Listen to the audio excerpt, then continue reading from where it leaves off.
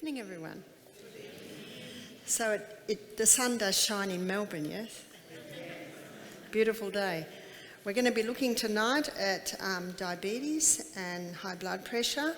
Looking at high blood pressure, we'll be looking at, of course, the heart. The number one killer in Australia today, is heart disease. It's actually neck to neck with cancer. We touched on cancer last night, so we'll be looking at the other number one, which is heart disease / high blood pressure, and also diabetes. Now, I've only got 45 minutes here with you, but you will find that very similar principles are affecting both of them. And Hippocrates, one of them, his most quoted statements is, let food be your medicine and medicine be your food. So what I'd like to look at is how food affects diabetes and high blood pressure. And never in the history of mankind have human beings eaten so many carbohydrates. So let's do an assessment of the carbohydrates that Australians are eating. And no matter where I go in the world, in America, in Scotland, in England, in New Zealand, it's the same. So most people have cereal for breakfast. We know because there's a whole aisle devoted to it. And also bread. There's a whole aisle devoted to bread.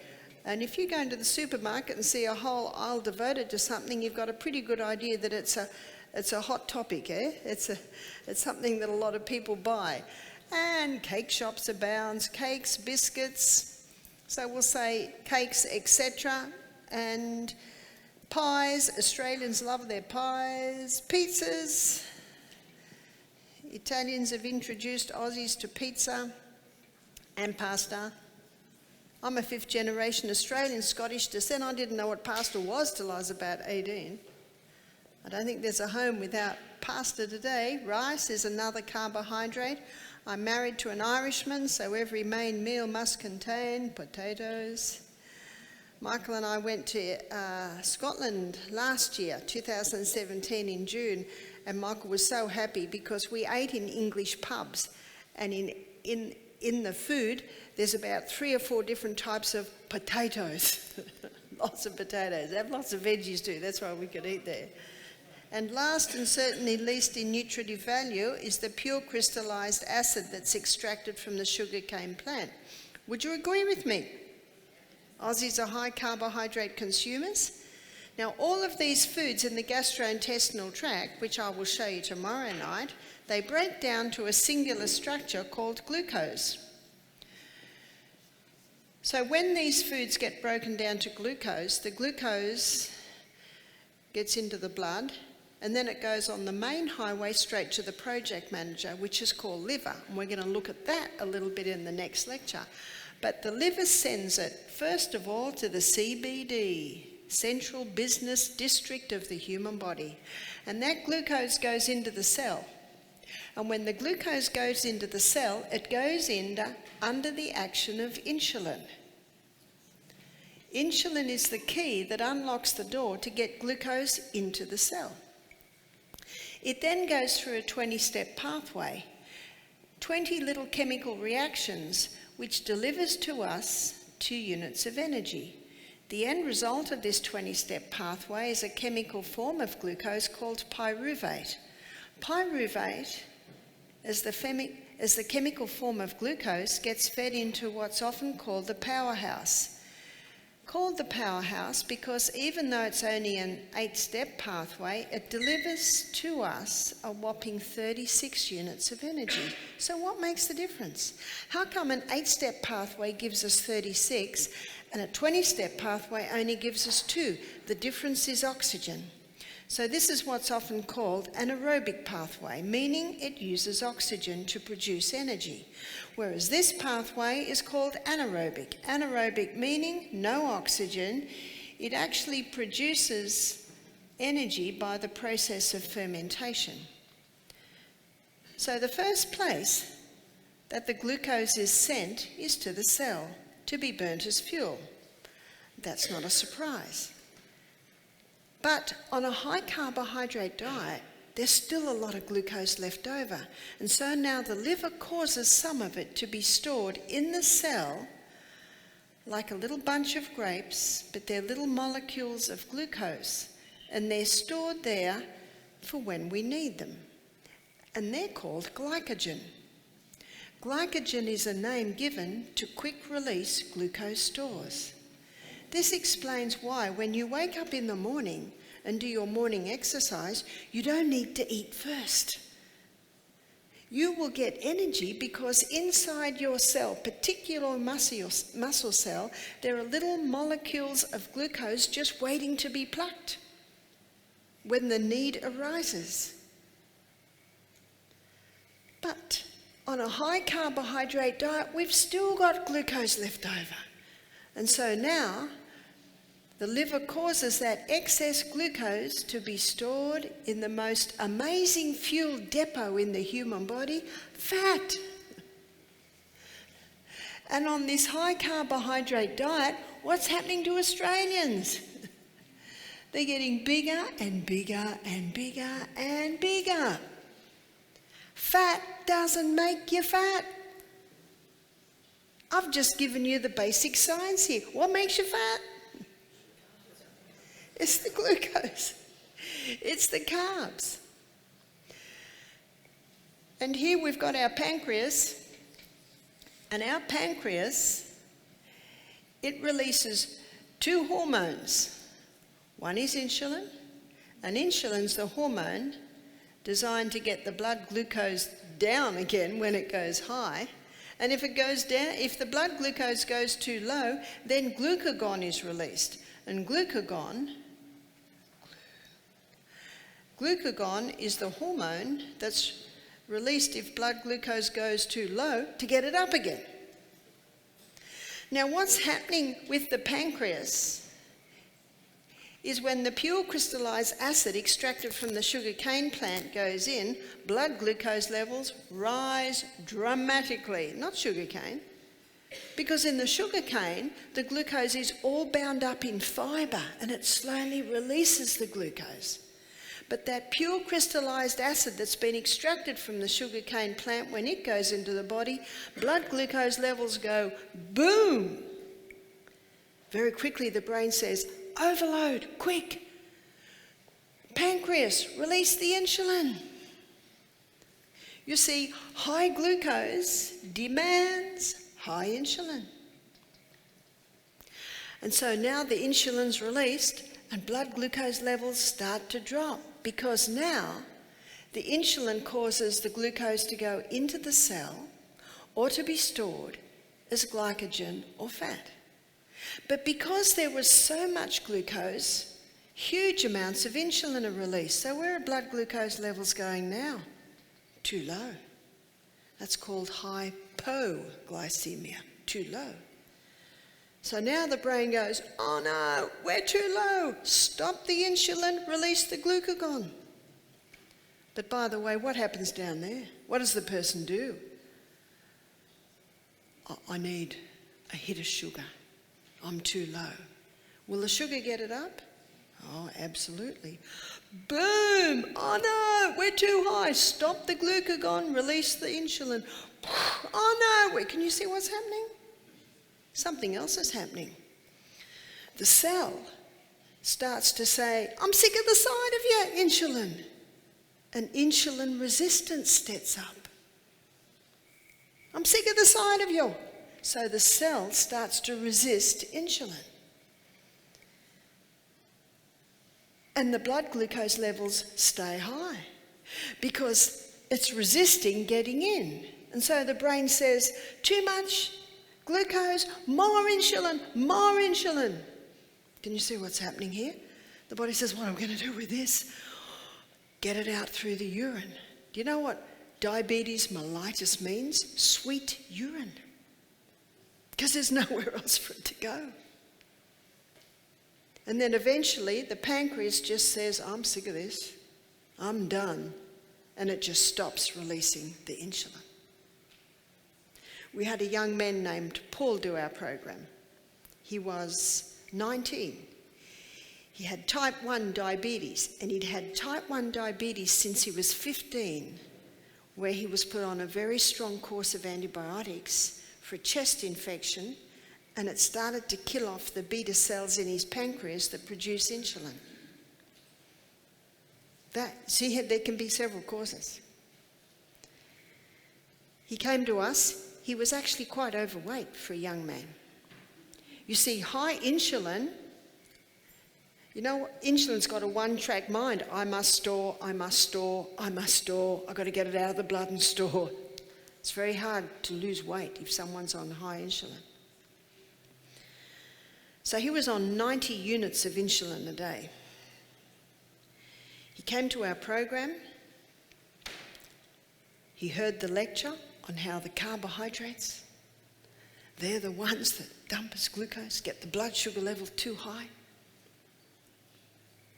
First 2 days at Misty Mountain Health Retreat, our guests have juices, mostly carrot, celery and apple juices. In the middle of the night, his blood sugar started to drop. What does that mean? He's on too much insulin. So the first week, he would have a lolly. That would get the blood sugar level up again, but he'd always get a headache because it'd go boom. Oh. Second week, he got convicted he shouldn't have the lolly. He was a quiet guy. I didn't know what was happening in the middle of the night. Second week, he decided to eat an apple. It takes a long time to eat an apple in the middle of the night. And to get the blood sugar level up, but he wouldn't get the headache. Third week, instead, if he got a blood sugar level low, he wouldn't take a lolly, he wouldn't take an apple, he'd jump down on the floor and he'd do 30 push-ups. And it'd get the blood sugar level up. Where'd that come from? His glycogen stores already sitting in his muscle cell. In fact, he told me he got up one morning, his blood glucose levels were 3.5. That's nearly passing out. He took that bit of salt, put it on his tongue, had a glass of water, went to the bathroom, had another glass of water, put his joggers on and went for a run, running up and down hills. Came back, took his blood glucose levels, 9. Where'd that come from? His glycogen stores, and if they ran out, he's got more. It's called fat stores. That's what the liver can do. It's called gluconeogenesis, producing glucose from fat stores. He said to me in the third week, he said, why didn't anyone tell me about glycogen? Glycogen. It's the diabetic's best kept secret. Notice what releases it, making sure you're well hydrated, exercising. By the end of the third week, he dropped his insulin by 90%. He was eating a very low carbohydrate diet. So what was he eating? Lots of vegetables. Legumes, every meal. Brown rice, whole grain spelt flour. He was an excited young man. He did 2 weeks program and 2 weeks in the garden, so he was with us for 4 weeks. He was so excited. So number one cause of diabetes is refined sugar. Did you know that there was no diabetes on the planet till sugar was well established? But something else has come along. And you will find that most of these foods are made out of it. It's the hybridized wheat. The hybridized wheat, how could that be? In the 1950s, wheat went through intensive crossbreeding. You see, they wanted to produce a plant with a high yield of grain to help with the starvation crisis in Africa, in India, in Mexico. And they they created one. Now, this plant only grows that high. When I was a little girl and you went out west, the wheat was that high. It's not that high anymore. It's only this high. It has to be this high, because if it stayed that high before the heavy yield was ripe, the stalk broke. So they had to create one that only grew about 2 foot with a thick stem to hold the heavy yield of grain. 1969, Dr. Norman Bourlag got a Nobel Prize for his hybridized wheat. 1970, notice the time frame, 1970, this wheat went worldwide. So by the 1990s, every cereal, bread, cake, pie, pizza, pasta, what's it made out of? The hybridized wheat. But what was never addressed was the effect of that hybridized wheat on the gut. So what I want to show you now is what it did to the starch. That's where it's particularly pertinent in the area of diabetes. And as you'll see, heart disease. So amylopectin A is the name of the starch that was created in the hybridization process. And amylopectin A gets the blood sugar level up very high, very fast, and then a corresponding low. Let me give you something to compare it with. Amylopectin B is found in bananas and potatoes, and if you're familiar with bananas and potatoes on the glycemic index, they're fairly high. So the bananas and the potatoes, the amylopectin B, it's not as quick, not as high, not as fast. You see that? Actually not as low either, so we'll go up about there. So that's your B and that's your A. Something else to compare it to is amylopectin C. Amylopectin C is found in legumes. That's chickpeas, lima beans, black-eyed beans, cannellini beans. That gives a nice steady rise, maintains a nice steady deliverance, and then a nice steady drop. What does every cell in our body want? It wants a steady delivery of fuel. Understanding what amylopectin A does, let me show you how this affects the glycemic index. Are you familiar with the glycemic index of foods? That's how quickly the glucose in the food is released into the blood. Let me give you your baseline is 55. So anything under 55, glycemic index, is considered low.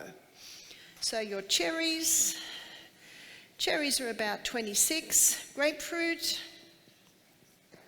that sits at about 25. So people with diabetes, they're good fruits because they're low GI, slow release of glucose. Sugar. Where does sugar sit? Whether it's white or brown or tan or dark brown, it's 59. Now that's not a surprise. Now your white bread, white cereals, so let's say the white wheat, the refined wheat, it sits at 69. Do you know what that means? A slice of white bread will get the blood sugar level up higher than a lolly. Why? It's because of the amylopectin A. Remember that type of starch that was created in the intensive crossbreeding? I'm glad you're sitting down because the next piece of information is shocking. Wholemeal. Wholemeal wheat, 72. How could that be? Well, because it's not refined, it has more amylopectin A in it. Can you see that? Do you know what that means? That wholemeal bread on your glycemic index is even worse than white. Now, please don't quote me as saying Barbara says white bread's better than brown, okay? Please. Regarding the gut, the wholemeal's better because you got the fibre, you got more B vitamins, but regarding the starch. When I presented this at one of our health retreats, a lady began to cry. I said, "Why are you crying?" She said, "I'm a diabetic. I'm type 2 diabetes. I was diagnosed at 65. I'm now 69. I do everything they tell me. I have wholemeal bread, wholemeal pasta. I have wholemeal cereal. And every 6 months I go to the doctor and he puts me on more insulin. And what's the definition of insanity? To do what you've always done and expect different results." She said, "I'm crying tears of joy because you have just solved the puzzle. And I'm crying tears of frustration because I don't do what the lady down the road does. She has chocolates and lollies and pizza and Cheesecakes? I don't do that. What's every diabetic told to eat? Whole grain? Whole grain bread? Whole grain cereal? Why? Why? What does Australia grow a lot of? Wheat. So what are they going to tell you? Eat wheat.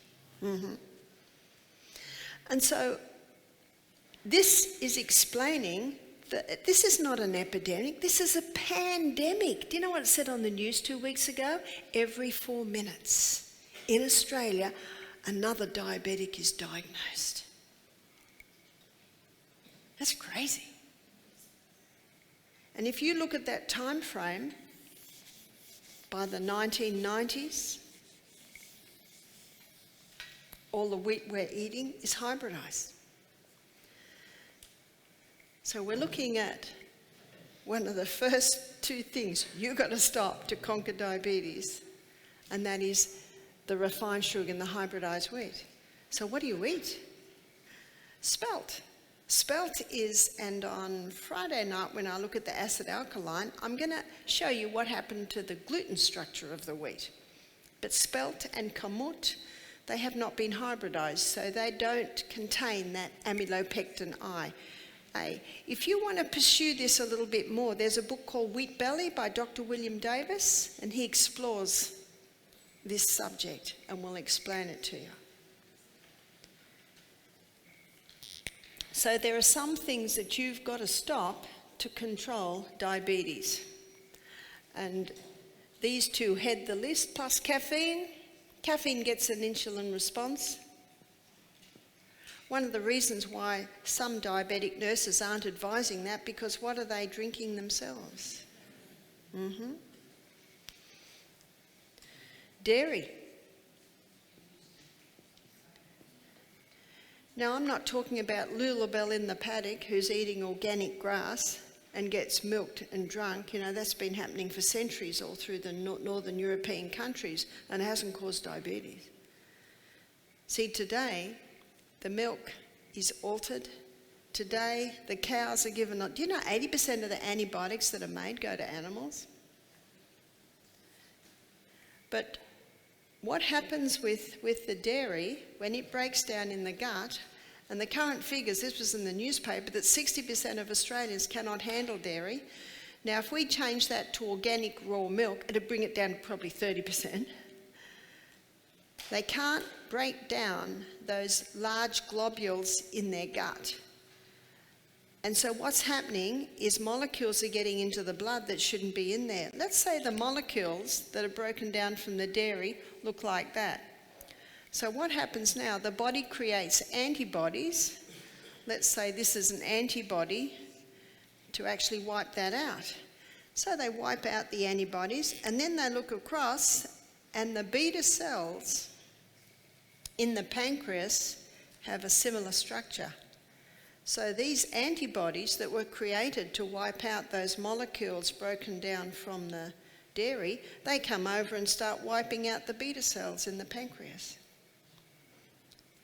And it is in that way that the dairy is contributing to the diabetes. How many people in Australia wake up to those four?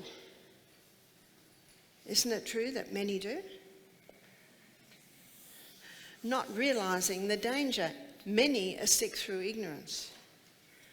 So to conquer diabetes, these four things have to stop. Number two, another important point in conquering diabetes is hydration.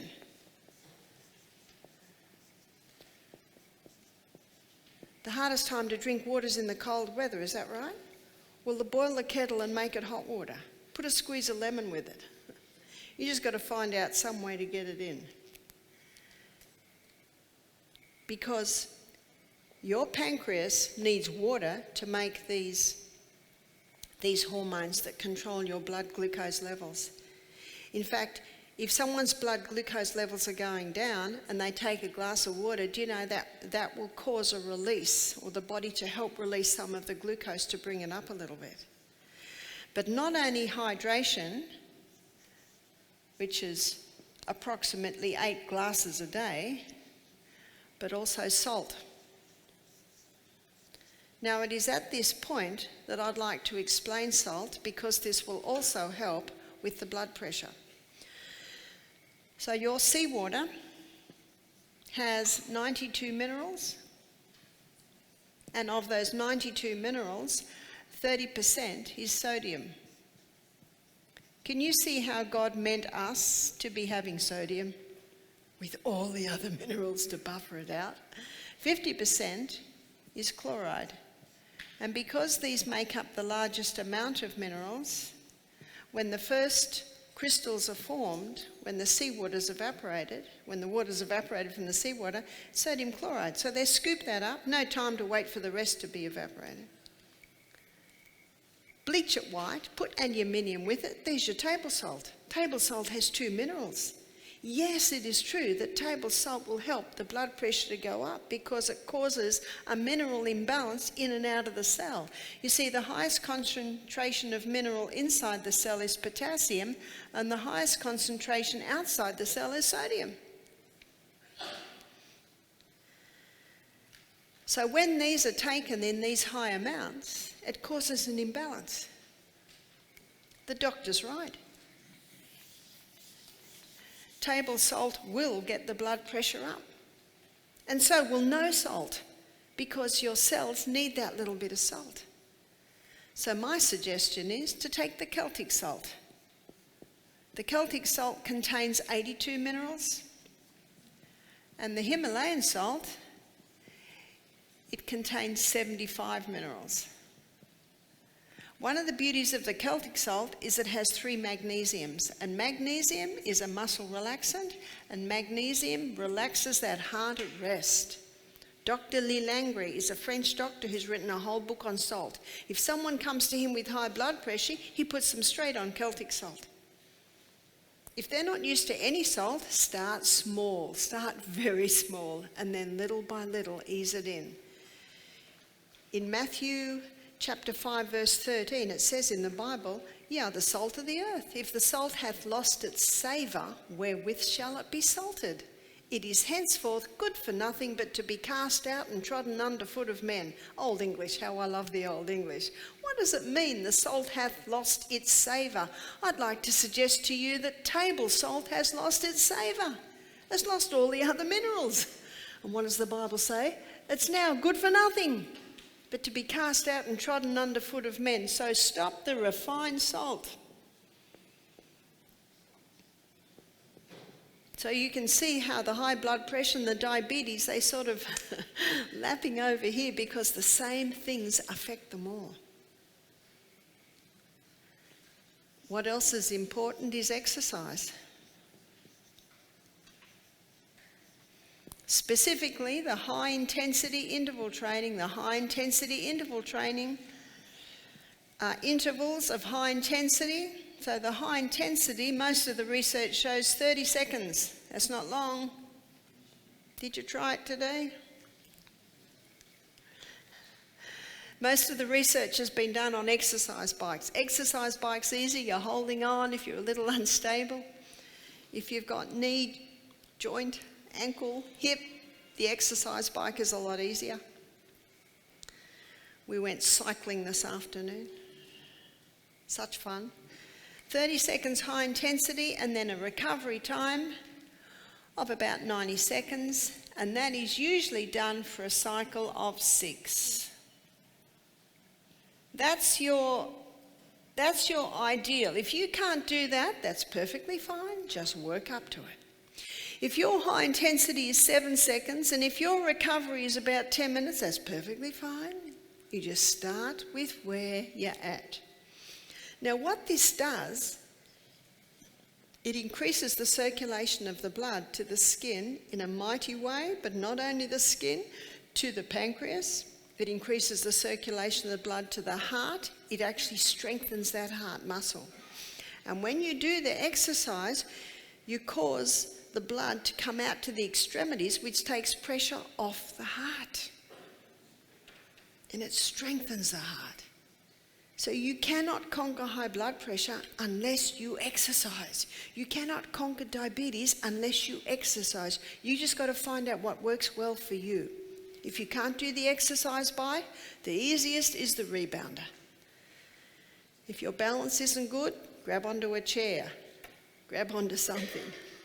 And if you can't bounce, just start with this, just little tiny jigging. Just start where you're at. If that seems over the top for you, that's all right, you're not there yet. Might be there, it might take you 6 months or a year. You don't have to do that now. But you just start where you're at. I love that piece of information the lady gave us. Walking for half an hour after every meal. Did you get that? Reduces diabetes by 50%. Diabetes is a lifestyle disease. It's not genetics, and it's not the germ. It's actually what you do to your body. Even if you were born with a weakened pancreatic gene, you need never go there. You need never pull the gun. Most people don't realise the dramatic effect these things have on the body. Your cells are reviving and recharging while you sleep. And the hours of power are between 9 p.m. and 2 a.m. unless you're happening to be attending a seminar for a week. So it won't hurt for you to miss half an hour for 1 week. I think it's only, only a couple of weeks, and it'll be 10 and 3 because of daylight saving. These are the hours your batteries recharge. These are the hours that healing intensifies. This is the hours where your brain does a little bit of house cleaning. So conquering anything in your body, no matter what it is, it's important to sleep in those hours, except for this week. So that's where we should be sleeping. Can't sleep, just lie there, have all the lights off, and thank God for all the wonderful things in your life. One lady said, I haven't got any wonderful things. I said, I notice you've got 2 legs. I met a man with no legs. There's always something to be thankful for. And I'm sure you sleep in a comfortable bed every night. You're not out in a ditch and it's pouring rain and a car just ran over you. You know, there's always something to be thankful for, isn't there? My friend's got an orphanage in Africa. When we visited a few years ago, I said to the kids, do you like it here? They said, yeah, we've got a bed. A bed. They haven't got a pillow, they've got a bed. They're so happy. Are you happy that you've got a bed? It's all relative, isn't it?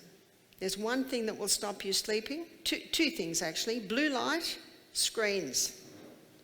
Don't allow yourself to touch them in those hours. You've got study to do. We'll do it at 3 in the morning. And the other thing is getting annoyed. If you get annoyed with the fact that you cannot sleep, you will not sleep. That's why you've got to lie there and have the attitude of gratitude. Thank you, Father in heaven, that I cannot sleep. Now, Seddon Church have graciously allowed me to speak on Saturday morning. And at 9:30, I think it is, on Saturday morning, I'm going to show you how you can rewire your brain.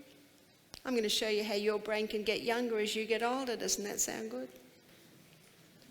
So you can rewire it. But doesn't cholesterol cause heart disease? Do you know there's no proof? No proof? No proof that saturated fat and cholesterol cause heart disease. If you find it, please email me. You see, the liver makes cholesterol, and the liver makes cholesterol according to the body's demands. In fact, Dr. Malcolm Kendrick, he's a cardiologist, he wrote a book called The Great Cholesterol Con. He's scathing in that book on this so-called theory. It's a myth that saturated fat and cholesterol cause heart disease. There's no proof. In fact, Ansel Keys in 1953 first put forth the theory. And in his own words, he said, we're pretty sure the research will come. Well, it's 2018 and it still hasn't come. So what did they do to get heart disease to reduce? Stop the fat. Has it helped? Stop the butter and eat margarine. Has that reduced heart disease? No. I know, put everyone, as many as possible, on cholesterol-lowering medication. Has that stopped heart disease? No. It's still the number one killer. Your brain loves fat, it loves cholesterol, and the fattiest and highest cholesterol food on the planet is breast milk. Are they going to ban that? And a baby's having heart attacks? The baby must have that, otherwise the brain won't develop properly. Your liver makes cholesterol according to the needs. And in my next lecture, when I talk about the liver, I'm going to explore that more detail. I'll have more time in my next lecture. I've made some fairly wild statements there, but I'm going to give you a lot of proof in my next lecture. I'm going to use science, I'm going to use common sense, and I'm going to use history. They're the three things that we can rely on. Because you've probably seen on the internet, you can find research to support anything, is that right? But you can't argue with history, you can't, hopefully, argue with common sense, and you've got basic science, and that's what I've shown you here, is the basic science. So let me tell you about Bobby Lieberman. He was a man in his 60s who came to our health retreat in Alabama. He said, I've spent $1 million on my health in the last 10 years. Not hard to do in America. He came to us, he was a little overweight and he was in a wheelchair. You see, recently the doctors had cut out some lymph nodes in his groin to try and find out why he had diabetes. I don't understand that. But because he'd flown to us, his legs were all swollen. He was in a wheelchair. He just spent a lot of money on expensive bandages. He was on medication for blood pressure. He was on medication for diabetes, 90 units of insulin a day, short and long acting. He was on cholesterol lowering medication. He was on blood thinning medication. So when he came to us, he said, anything you say, I will do. So I said, you won't need the bandages. And I got him to walk barefoot on the grass every morning, wonderful exercise for the feet. I got him to get on the rebounder for 1 minute every hour. It's the best lymphatic cleanser and mover, and that swollen legs were lymphatic fluid. He started to eat a very low carbohydrate diet. So what did he eat?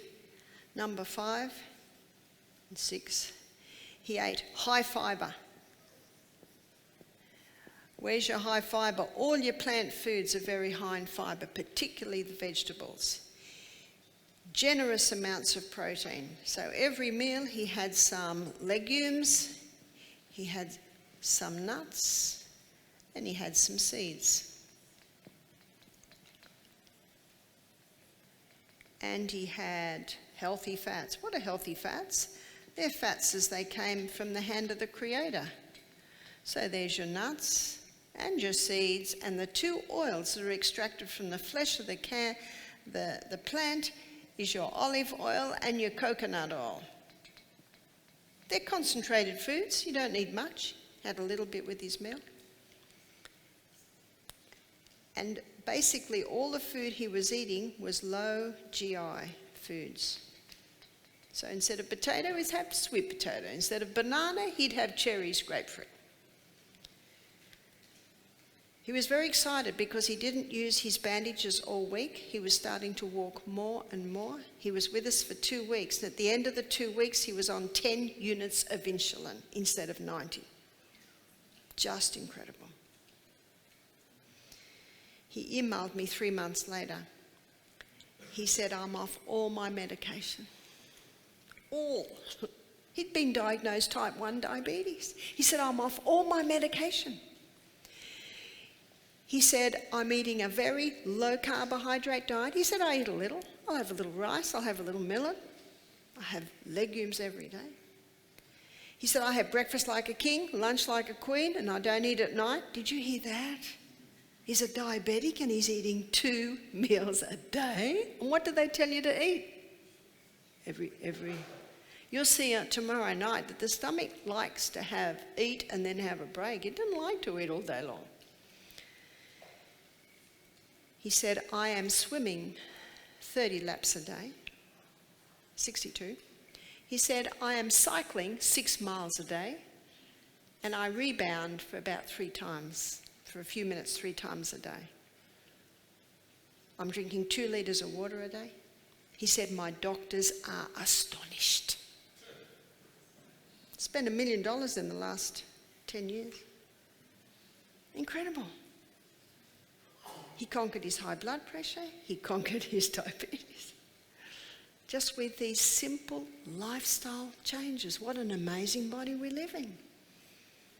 It can heal us if we give it the right conditions. So at 3 months, when he'd emailed me, he said, I've lost 20 kilos in weight.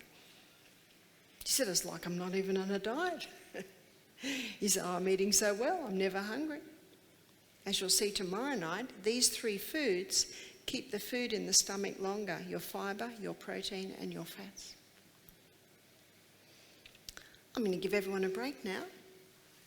When we come back after the break, we're going to be looking at the liver, your project manager. So please have a break. I think there are some drinks and teas.